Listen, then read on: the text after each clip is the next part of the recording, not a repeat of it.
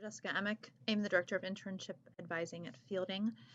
So what you're viewing is a PowerPoint with some discussion that was really developed in response to a needs assessment that I completed with students in the summer of 2017.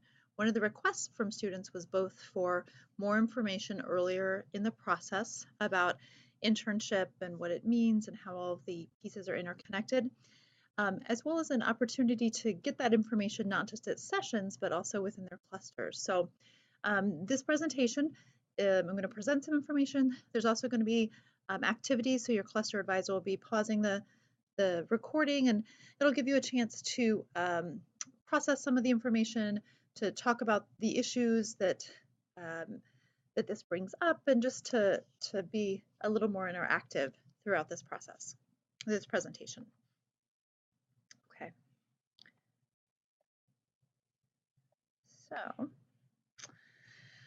So the first we're going to start off as an activity. What does internship? What does it mean?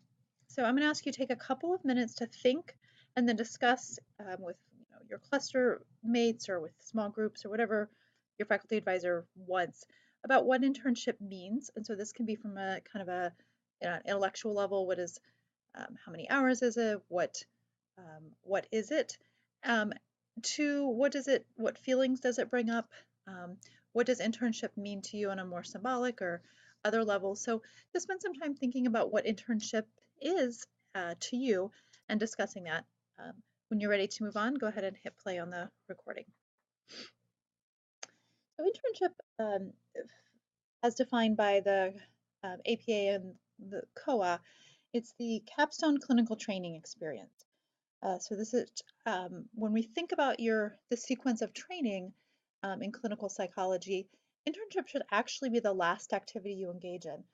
It's not unusual for students to think that dissertation should be your last activity, but if you look at the preferred outlines for how clinical training students complete their programs, internship should be your last training experience.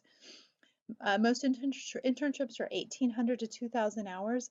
There is a slight range. Because of that range, it's really important that you check with your licensing board within states you want to be licensed in to know what is required to make sure you're selecting internships that meet your needs. Internship within psychology, clinical psychology, the internship process follows a very similar model to what we see for medical residency matches, dentistry, podiatry, in that there's a matching process. And I think this is where anxiety, notably or expectedly, comes into play. So for internship, in order to apply for internship, you go through a match process. So we call it the match. And it's conducted through the APIC, which is a consortium of member sites that put out a directory every year and is one part of the process. The other part is the National Matching Service, which actually does the algorithm that matches applicants to sites based on the students' ranking and the site's ranking. Once again, I'm going to keep this at a high level. We're not going to talk about the algorithm specifically, but to understand that there is a process, a very formal process for matching through using these two, the formal process for matching. It places students in both US and Canada. I do want you to know that there's a directory, and this directory is a great and wonderful resource that I want students in their very first term of their program at Fielding to start to think about this directory. And so what the directory is a list of all APIC websites, a list of all APIC member organizations with information about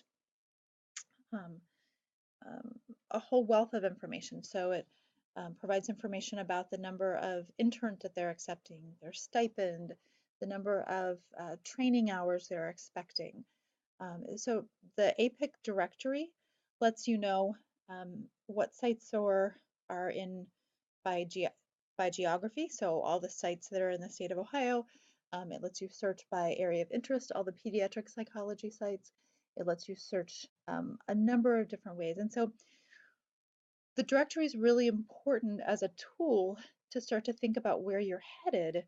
Um, so you can use this directory to start to think very early on in your program, identifying types of sites you want to go to, and then figuring out what the requirements are and how you can exceed those requirements to be an excellent applicant when it comes time to apply.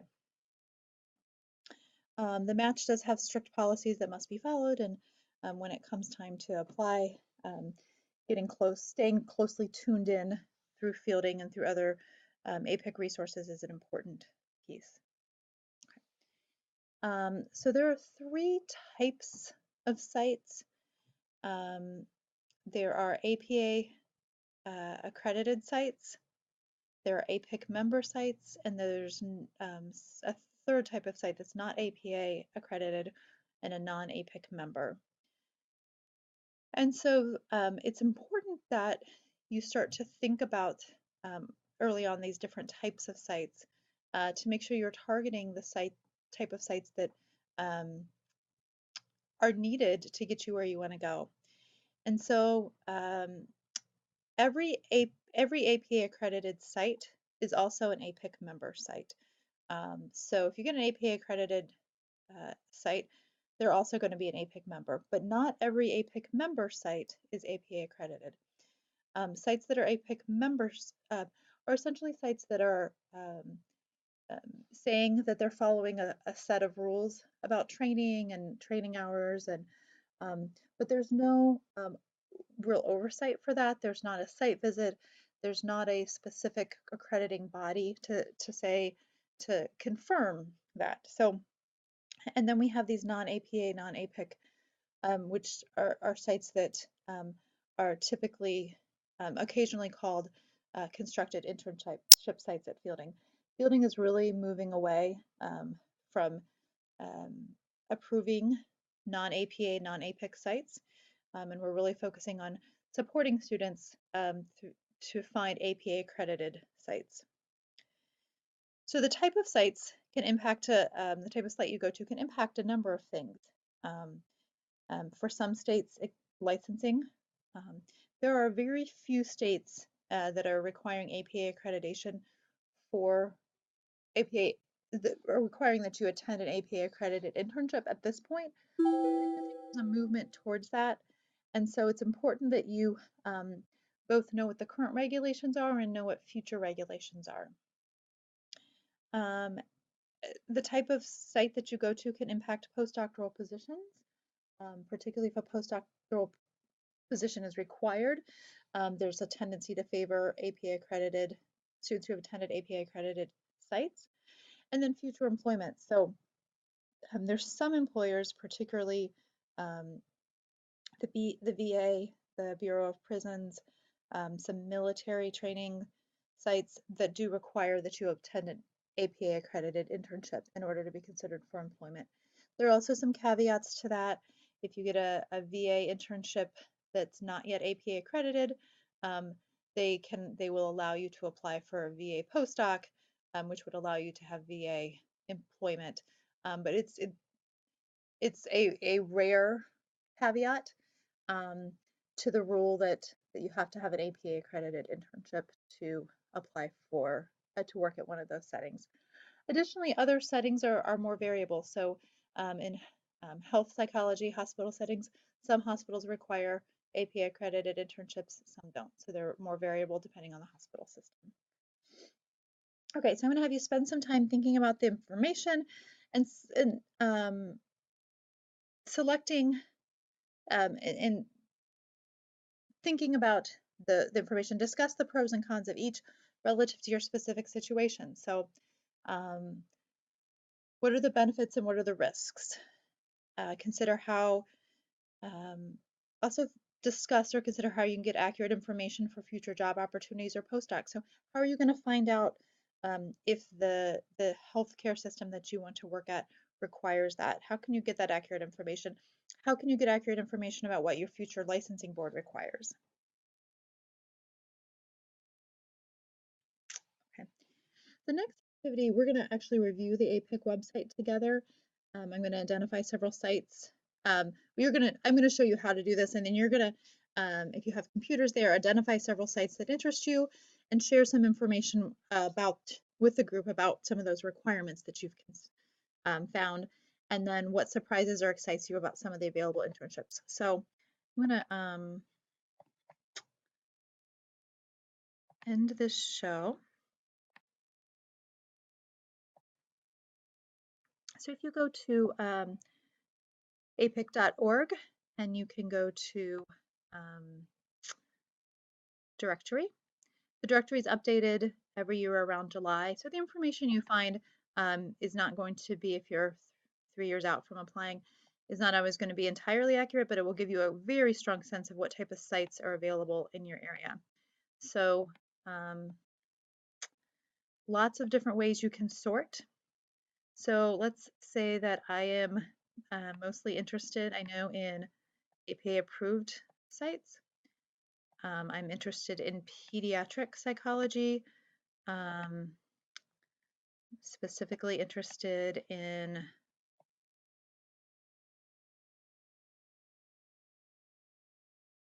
developmental disabilities. I'm also going to look specifically for sites that require, so maybe I know that I have an excellent number of assessment hours. So I'm going to look for sites that require a lot of assessment, because that shows that that's a focus for them. Okay. And so from there, I see 22 sites that I would maybe want to consider.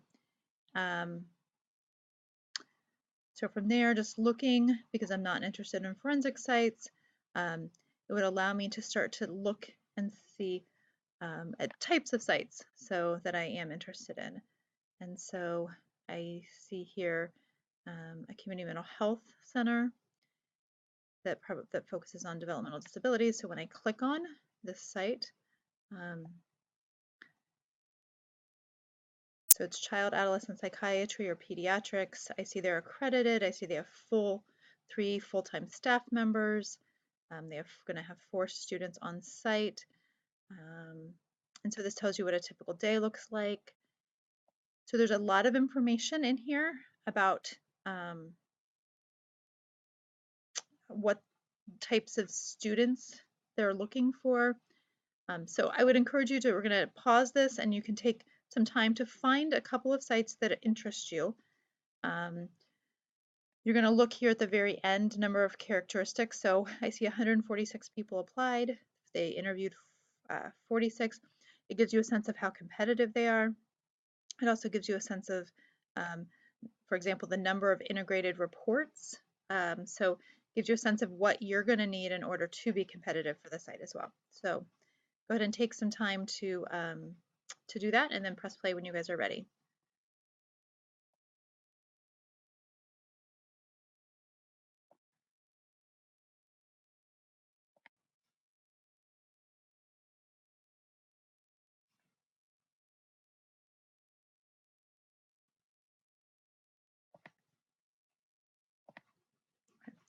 So now that you've identified some sites that are relevant for you in your training, I want to talk about planning. So in order to get to the pediatric site that has that I was looking at, as a trainee, I would need to start planning early.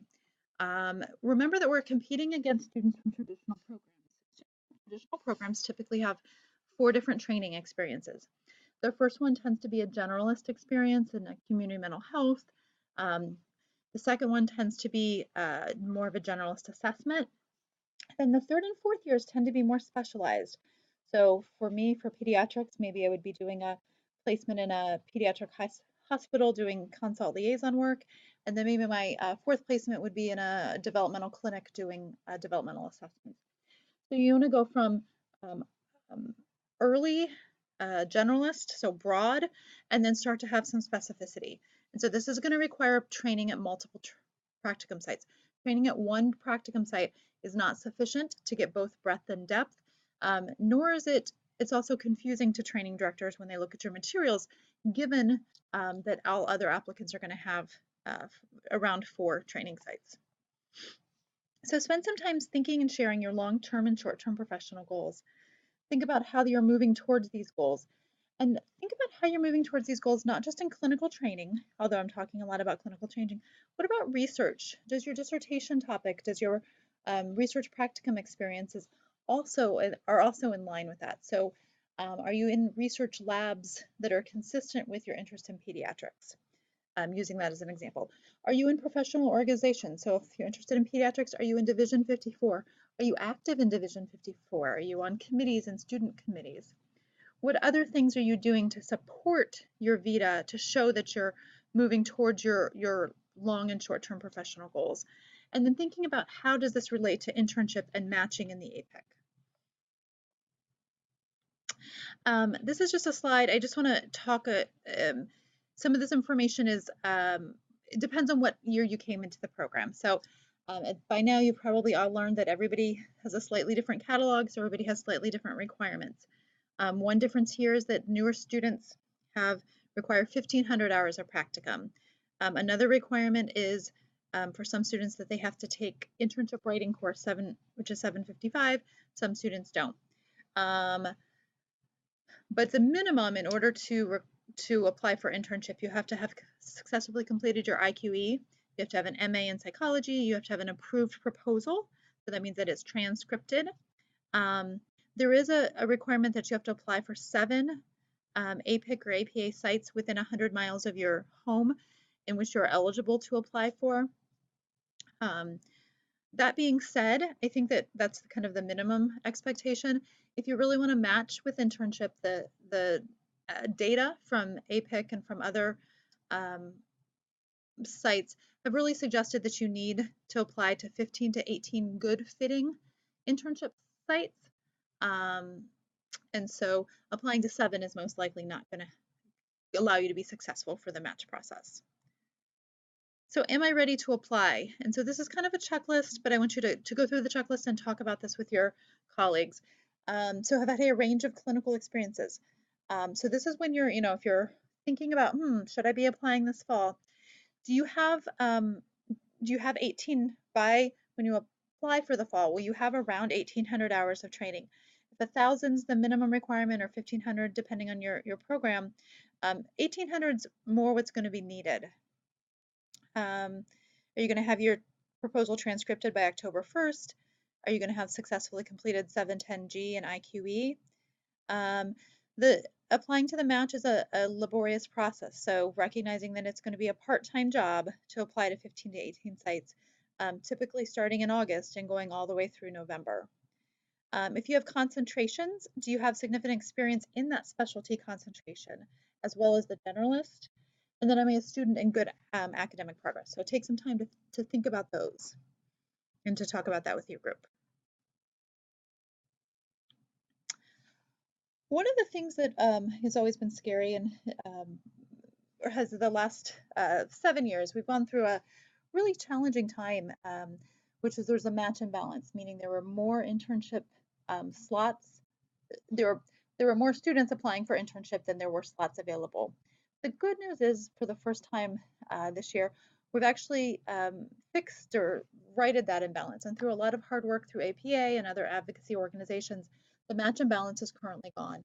So those of you applying for internship in coming years are really in a really good position to match. Now, the imbalance is not gone in that there are fewer APA accredited internship slots than students who want an APA accredited internship slot, but there are more APIC slots than students who are applying through the match. What can you do now? Be intentional about selecting training experiences that are general and more specific and mirror where you want to go. Make sure you're correctly tracking your hours and time to track.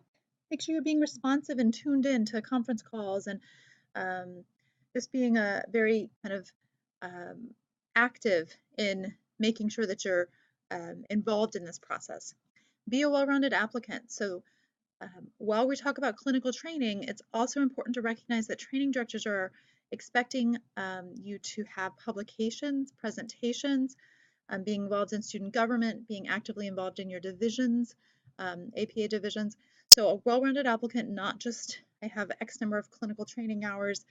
That's one part of the overall profile, but they're looking for well-rounded applicants. Focus on getting your data collected prior to applying for internship. Training directors really want to hear that when you come to internship, your primary focus is going to be on internship and not on collecting data. Internships can be really intensive. While they're supposed to be 40 hours a week, it's not unusual that they're 50 hours a week or 50 hours plus. They're an intensive training experience, and so we want to make sure we can do everything we can to allow yourself to have space and time to have that intensive training experience. I did want to mention some data. I'm focusing on the data over here. So this was a study from 2012 where they asked for training directors from neuropsychology training sites to talk about the number of hours of direct psychological experience they expected their competitive applicants to have, and realized the median number of hours, and there's a very big range here, was 400, and that's direct face-to-face neuropsychology hours. If you're a neuropsychology student, make sure that you're going to have enough hours to actually be competitive for internship. Additionally, make sure that you're following and aware of the Houston guidelines.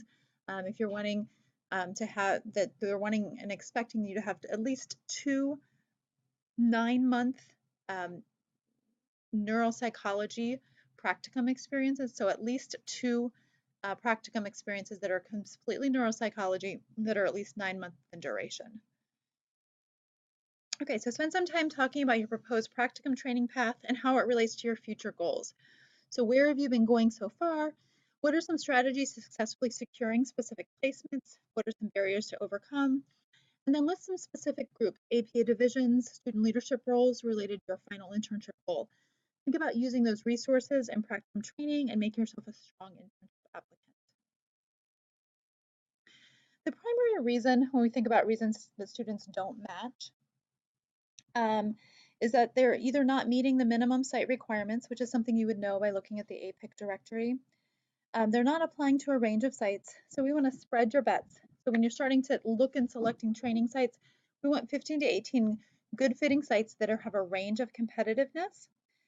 So not only applying to all neuropsych sites or all VAs, but the primary reason we see students are challenged with this is that they're feeling like they're limited in their geographic area.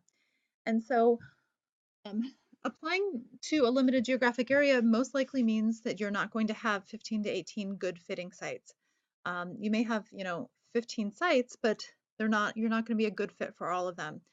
And so we really want to start thinking early in your program about how you cannot be geographically bound.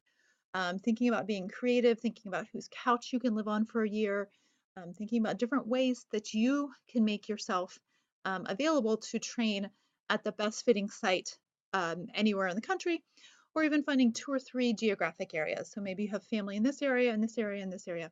Will greatly enhance your likelihood of matching because you're going to be tripling your geographic area of training sites that you can apply to.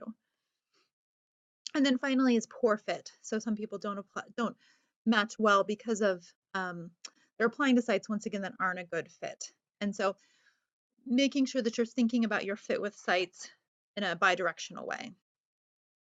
We have a number of fielding resources to help. So we have 755, which is the APA essay writing course. So when you apply for internship, you write these essays that are really critical to the match process. And so there's a course designed just to help with writing that. There's monthly web conferences. There's an internship form. It was on Felix. It's being moved over to MyFielding, and that's kind of been a logjam, but there is an internship form. There's individual advising from myself or from the DAA. We have seminars at national sessions, and then we have additional support and recommendations for students who do not match. At Fielding, we really want you to feel supported through the internship process. We know it can bring up a lot of feelings of anxiety and excitement, but there are resources to provide you with support around that process. So in conclusion, start to think about how long-term plans and goals and think about how each of those training experiences relate to that plan. So there should be a narrative there, a clear thread that a training director or somebody on the outside looking in can see this path from A to B to C to D. Ensure clinical training at several sites that mirror where you want to go. Be active in research and other relevant groups, and just stay positive. Given the shifts in the match and balance, there's every reason to be very positive. Um, just making sure that you're doing due diligence and making sure that you're a strong applicant when the time comes. Thank you.